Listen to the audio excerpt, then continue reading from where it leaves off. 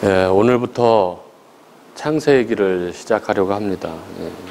2024년 우리가 새롭게 출발한다는 그런 의미로 창세기를 해야 되겠다 이렇게 마음을 먹었습니다. 창세기가 모든 것의 시작에 관한 그런 책이기 때문에 그런 것이죠.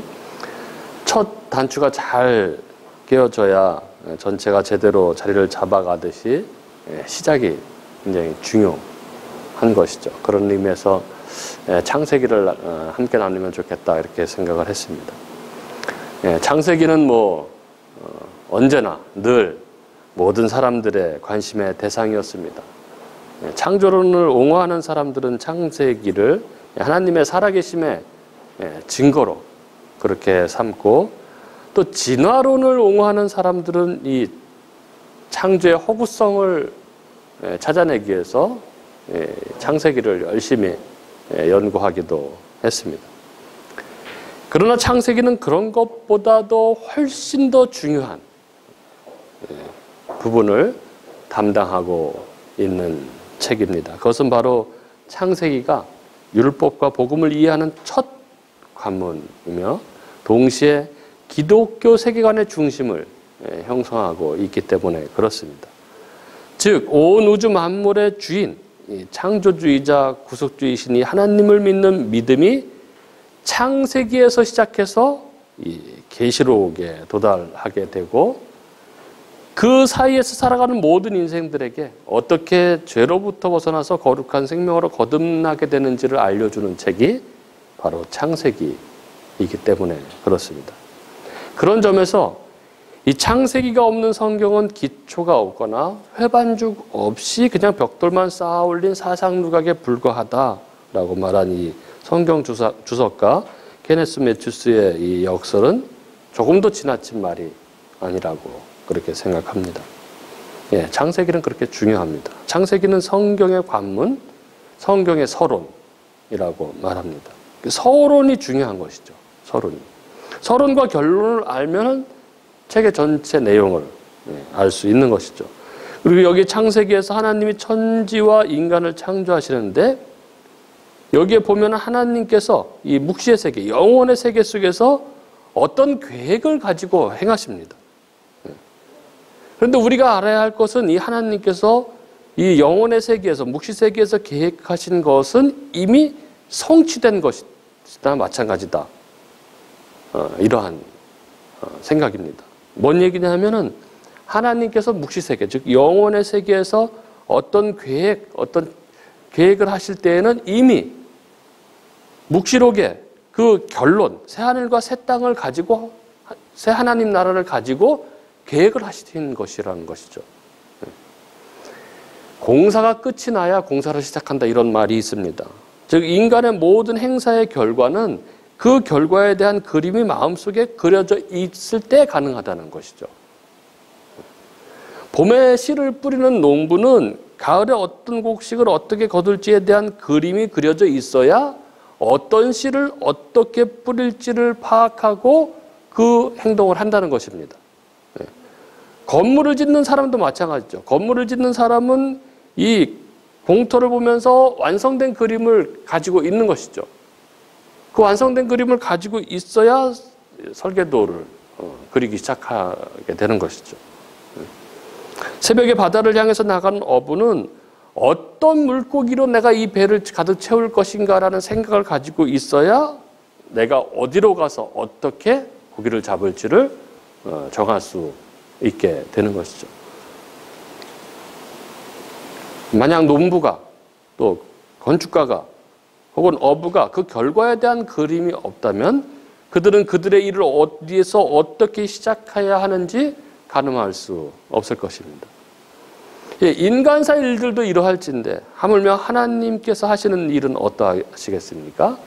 그 전지하시고 전능하신 하나님, 그것은 곧 계획이 곧 완성을 의미하는 것이고, 이미 완성의 모습을 가지시고 창조를 시작하시는 것입니다. 그렇게 창세기는 서론이고 요한계시록은 결론입니다. 그리고 그 안에 성경은 창세기가 어떻게 요한계시록으로 이어지게 되는지를 보여주고 있는 거죠. 즉 창세기는 요한계시록을 힌트하고 있는 것이죠. 그리고 요한계시록은 창세기를 완성하고 있는 구조로 그렇게 되어 있습니다.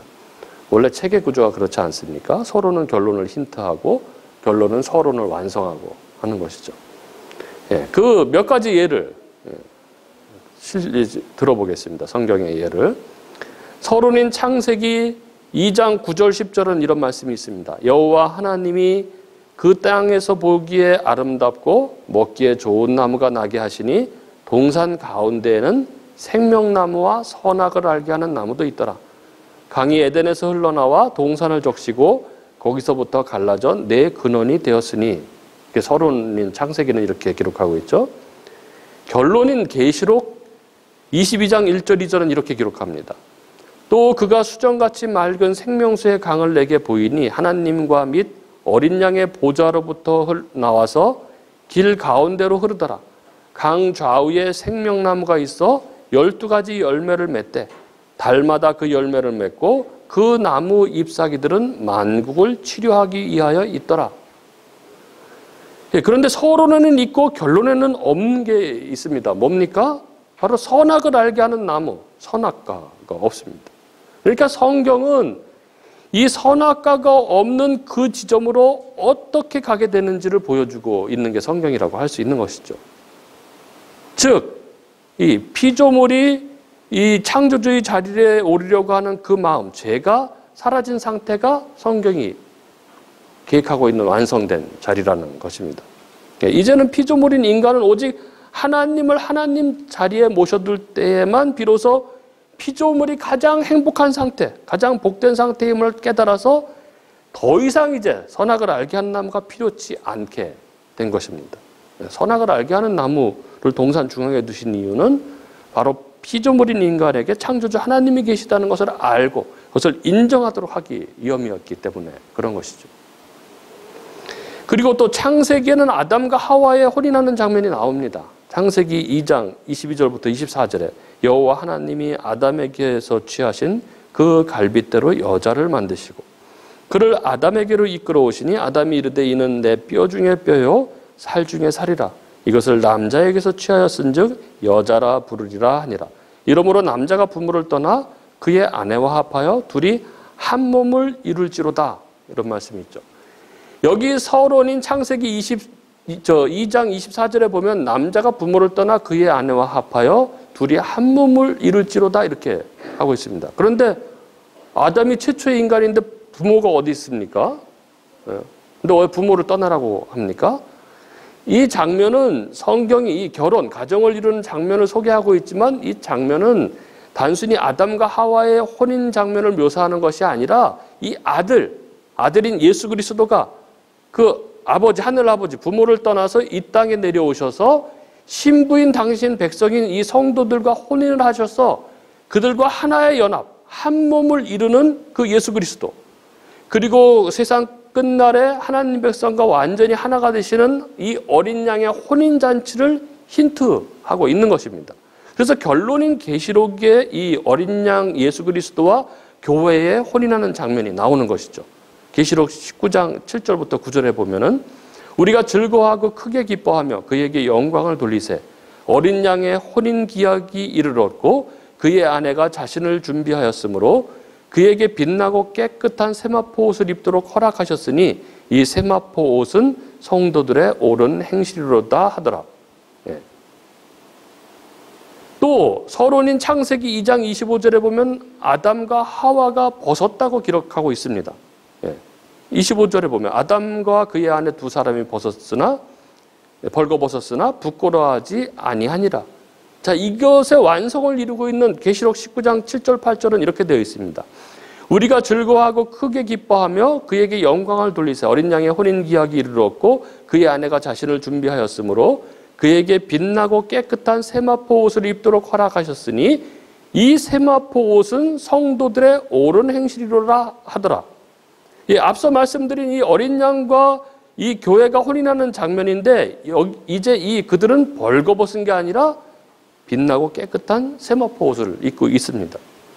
즉 서론인 창세기기에 그의 벌거벗은 아내와 하와가 결론인 계시록에서 어떻게 빛나고 깨끗한 세마포 옷, 빛나고 깨끗한 세마포 옷은 순결 거룩을 의미하는 것이죠. 예수 그리스도로 옷 입어서 죄로부터 깨끗하여진 성도.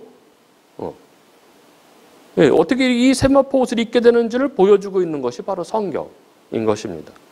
그래서 창세기에서 미리 힌트하고 계시록의 완성된 모습을 보여주고 있는 것입니다. 예, 이게 성경의 구조인 것이죠. 예, 하나님은 이렇게 계획하시고 그 계획을 반드시 이루어 가시는 분이시죠. 그게 성경이, 창세기가 보여주고 있는 하나님입니다. 예, 하나님은 계획하시고 그 계획을 반드시 완성시키십니다. 그리고 이것은 우리 인생에서도 마찬가지죠. 하나님은 우리 각자에게도 계획을 가지고 계시고 그 계획은 또 반드시 이루어내실 것입니다. 예. 우리 집에서도 맨날 얘기하는데 뭐 딸 하나 있는데 딸이 미래가 궁금하죠. 본인도 너무 미래가 궁금하다고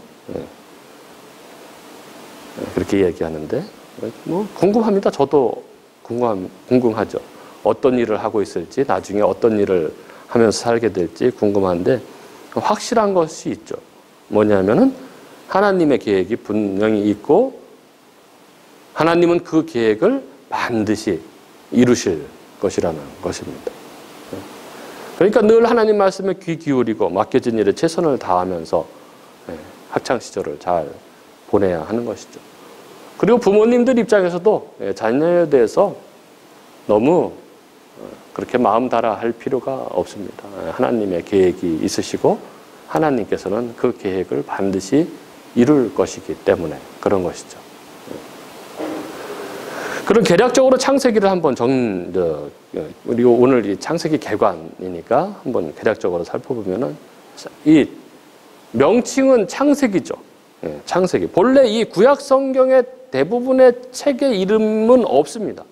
예, 책 이름이 없어요. 그 중에서도 모세오경은 그래서 각각의 책 첫 머리에 나오는 첫 단어를 따서 그 책의 이름으로 사용을 했습니다. 창세기의 첫 단어가 베레시트입니다. 베레시트, 태초에. 예. 그래서 이 베레시트가 원래 이 제목이었던 거죠. 예. 그 뜻은 시작, 비기닝, 그리고 기원 혹은 세대를 의미합니다. 그 후 이 헬라어로 번역한 이 70인역에서 이 본서의 명칭을 게네시오스 이렇게 붙였습니다. 이 게네시오스는 창세기 2장 4절에 때에 천지에 창조된 대략이 이러하니라 할 때 이 대략이 뭐 족보, 뭐 계보 이런 의미의 게네시오스인 거죠. 그래서 영어 성경의 이 창세기를 가리키는 이 제네시스라는 단어는 헬라어 이 게네시오스를 번역한 것이고 한글 개역 성경은 이걸 창세기라고 명명을 했던 거죠. 창세기는 그래서 대략, 계보, 족보라는 기준으로 이야기를 서술하고 있습니다. 그리고 이 창세기의 저자는 누굽니까? 모세입니다. 예, 모세. 창세기가 특별히 뭐 모세가 저자다 이런 기록은 창세기에는 있지 않지만 구약 성경 자체가 이 오경의 기록자가 모세라고 증거를 하고 있죠. 그리고 신약 성경 역시 오경이 모세 저작임을 여러 군데서 증거하고 있습니다. 그래서 저자는 모세다. 그리고 언제 쓰여졌느냐? 주전 1400년경. 그러니까 예수님 오시기 대략 1446년에서 1406년 사이일 것이다. 이렇게 이야기들 합니다. 정확한 연대를 추정할 수는 없지만 분명한 사실은 이스라엘이 출애굽한 이후 그리고 모세가 죽기 전 그 사이에 기록되었을 것이다. 이렇게 다들 추정을 합니다. 그리고 이 창세기 기록 목적은 창세기는 살아계신 창조주 하나님과 그의 계시를 적고 있죠. 그리고 하나님은 창조주이자 구속주의 하나님이라는 사실을 기록하고 있습니다. 특별히 출애굽해서 가나안을 향해 나아가는 이스라엘 백성들에게 그들의 조상 아브라함에게 언약하신 하나님 나라가 지금 어떻게 주어지고 있는지에 대한 그 근원에 대해서 알려주고 있는 책이 창세기입니다. 창세기는 크게 두 부분으로 그렇게 나눕니다. 1장서부터 11장, 그리고 12장부터 50장 이렇게 나눠지죠. 1장부터 11장은 하나님의 창조 사역, 그리고 사탄의 등장, 사람의 타락, 그리고 하나님의 구원 약속과 그 약속의 전개 등을 내용으로 하는 이 태초의 역사를 기록하고 있는 부분이죠. 그래서 창세기 1장부터 11장을 태고사라고 이렇게 부릅니다. 그래서 이 태초의 역사에서부터 아브라함을 부르기 전까지의 역사를 담고 있는 것이죠. 그리고 12장부터 50장은 하나님께서 아브라함을 부르신 때부터 이스라엘의 애굽 체류 때까지의 역사를 통해서 하나님의 구원의 역사가 어떻게, 하나님 나라가 어떻게 전개되는지를 그림으로 보여주고 있죠. 그래서 창세기 안에 사실은 성경 전체가 다 들어 있습니다. 이렇게 많은 내용이 들어 있지만 그 중심은 예수 그리스도를 통한 이 하나님 나라, 이 하나님의 구원, 하나님 나라의 완성을 이야기하고 있는 것이죠. 이게 창세기의 주제고 성경 전체의 주제이기도 합니다. 그래서 우리는 창세기를 묵상하면서 그 안에 예수 그리스도가 어떻게 풍성하게 계시되었는지를 우리는 바라볼 수 있게 되는 것이죠. 그래서 창세기에는 예수 그리스도를 통한 하나님 백성의 구원을 설명하기 위해서 8명의 아주 특별한 인물들이 등장을 합니다. 이게 창세기의 중심 인물들이죠. 바로 아담과 하와, 아벨, 에녹, 노아, 그다음에 아브라함, 이삭, 야곱, 요셉, 그들이죠. 이 인물들은 모두 예수 그리스도의 필연성을 설명하거나 또 본인들이 직접 예수 그리스도를 예표하는 역할을 합니다. 그래서 창세기에는 그 인물들에 대한 묘사도 전기의 형식이 아닌 그들의 삶 가운데 하나님의 약속, 하나님 나라와 관련된 부분만 기록하죠. 아담이 930살을 살고 노아가 950살을 살았는데 그 삶을 전기로 썼다면 뭐 분량이 얼마나 어마어마하겠습니까? 그렇다면 우리가 성경을 들고 다니지도 못하고 트럭에 싣고 다녀도 모자랄 그런 분량이 되겠죠. 그러나 성경은 그들의 삶 가운데 하나님 나라를 이루기 위한 그 구속사와 관련된 사건만을 기록합니다. 그래서 성경의 인물들을 우리가 볼 때 우리는 그들의 삶 속에서 어떤 그들의 삶의 윤리적인 교훈을 찾으려고 하면은 그거는 성경을 완전히 잘못 보는 그런 격이 되는 것이죠. 우리는 그들이 하나님의 구속사 안에서 어떤 역할을 하고 있는지를 봐야 하는 것입니다. 즉 우리는 이 창세기를 복음의 틀 안에서 보아야 창세기를 바로 이해하게 되는 것입니다. 여러분, 모세는 이 모세오경을 누구에게 읽히기 위해서 썼습니까? 1차 수신자는 바로 출애굽한 이스라엘 백성들이죠. 그들이 이 모세오경의 수신자들입니다. 모세는 애굽에서 나온 이스라엘 백성들에게 하나님이 도대체 어떤 분이시기에 그 강한 나라 애굽을 치시고 이스라엘을 구원할 수 있으셨는가? 하나님은 도대체 어떤 분이시기에 족장들에게 약속을 하시고 그 족장들에게 약속하신 것을 반드시 이루셨는가? 하나님은 도대체 어떤 분이시기에 이스라엘을 구원하셨을 뿐 아니라 그들에게 계명을 주셔서 그들에게 거룩을 요구하시고 계시는가? 그리고 이스라엘은 다른 민족과 어떻게 다른가? 이런 것들에 대해서 설명하기 위해서 창세기를 기록하고 있는 것입니다. 따라서 창세기 1장, 2장의 이 창조에 대한 기사도 단순히 창조의 과정을 설명하고 있는 것이 아니죠. 따라서 창세기를 통해서 지구의 나이가 몇 살인지, 지구가 만들어진 과정이 어땠는지 이런 과학적인 정보나 지식을 얻으려고 그것만 얻으려고 해서는 잘못된 것이죠. 창세기 1장, 2장의 그 창조 기사도 또한 하나님이 누구시고 천지 만물은 어떻게 존재하게 된지를 보여주면서 하나님의 하나님 되심, 그 하나님의 크심을 보여주고 있는 것이죠. 왜 그럴까요? 이스라엘이 애굽에서 나오긴 했지만 그들은 400년 동안이나 애굽에서 살면서 애굽의 우상들을 섬겼습니다. 그 애굽의 우상들이 어떤 거였습니까? 해, 달, 별, 강, 심지어 뱀, 이런 것들이 다 우상이었습니다. 그래서 모세는 이 창세기의 창조 기사를 통해서 지금까지 너희들이 섬겨왔던 그런 것들은 참된 신이 아니고 그런 것들은 단지 피조물에 불과하고 그것들은 하나님이 너희들에게 다스리라고 줬던 것이다. 그렇게 이야기하는 것이죠. 그리고 이 땅에서 경배받으실 분은 오직 하나님 한 분밖에 없다라는 것을 보여주는 것이 창세기의 1장 2절의 그 창조 기사들인 것입니다. 이것을 오늘날 우리에게 영적으로 적용하면 어떻습니까? 먼저 우리가 진정 경배해야 할 분은 그 대상은 오직 하나님 한 분뿐이라는 것입니다. 여러분, 아직도 피조물을 숭배하는 사람들도 있습니다. 아직도 이 피조물을 경외감으로 바라보는 사람들이 있습니다. 해, 달, 별, 무슨 바위, 무슨 나무, 무슨 동물, 혹은 어떤 사람. 이 모든 것들은 다 피조물인 것이죠. 우리의 경배의 대상은 그 모든 것들을 만드시고 다스리시는 오직 한 분, 하나님인 것입니다. 그리고 우리는 이 창세기를 통해서 하나님이 어떤 분이시기에 우리를 이 죄와 사망 가운데 우리를 지배하던 그 마귀의 세력을 물리치시고 우리를 구원하실 수 있으셨는가? 하나님은 도대체 어떤 분이시기에 이렇게 태초부터 약속해 놓은 것인 것을 완벽히 그걸 한 점 흐트럼 없이 다 이루어내시는 것인가? 하나님이 도대체 어떤 분이시기에 우리를 구원하시고 우리에게 당신 말씀에 순종하는 삶, 그 거룩의 삶을 요구하고 계신 것인가?